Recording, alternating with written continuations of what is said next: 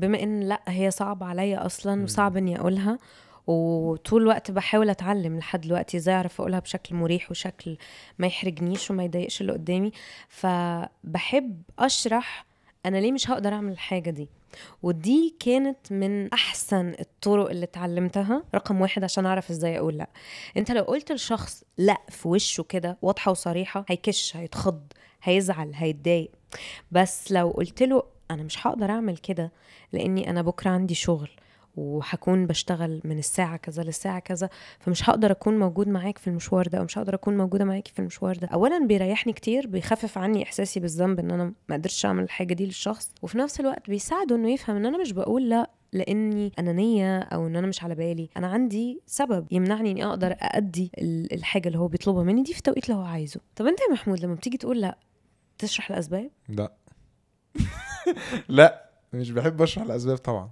يعني عادي ممكن تسيب الشخص كده متعلق مش فاهم؟ انا يعني مش بحس ان هو متعلق، هو بحس ان المفروض ان هو يتفهم ان لما اقول له لا ان الموضوع انتهى. هو مش المفروض يبقى فيه اي يعني حمل عليا ان انا اشرح له، فاهم قصدي؟ يعني هو المفروض الموضوع انتهى في اللحظه اللي انا قلت له فيها لا. مع العلم ان عشان كده الطلب مهم جدا، يبقى من درجه قرابه لشخصين قريبين جدا من بعض. تبقى عارف دايما لي دي حاجه انا برجحها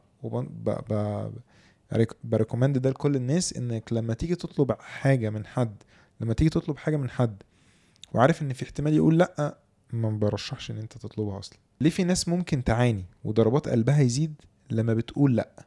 علشان بتحس ان هي هتخسر اللي قدامها.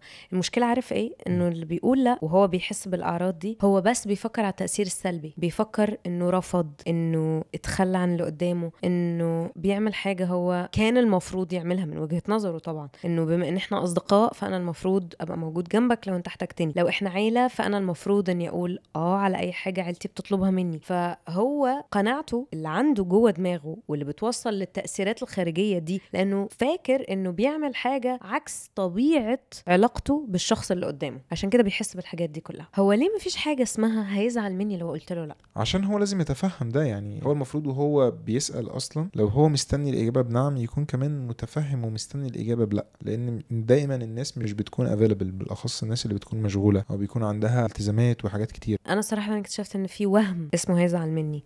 يعني اكتشفت إنه ده بس عندي أنا، كان عندي أنا في دماغي إني لو قلت لا اللي قدامي هيزعل مني، وفي الآخر عادي جدا ممكن تلاقي الشخص بيتقبل بمرونة جدا ردك ويقولك طيب خلاص لو مش مناسب ليك النهاردة طب ممكن بكرة، طيب خلاص أنا كنت بشوف بس أنت مناسب ليك أو لا، وتلاقي عادي جدا راح دور على شخص تاني، زميل، صديق، يعني شخص بديل يقدر يعمل الحاجة دي معاه أو يقدم له الحاجة اللي هو بيطلبها دي. بالظبط.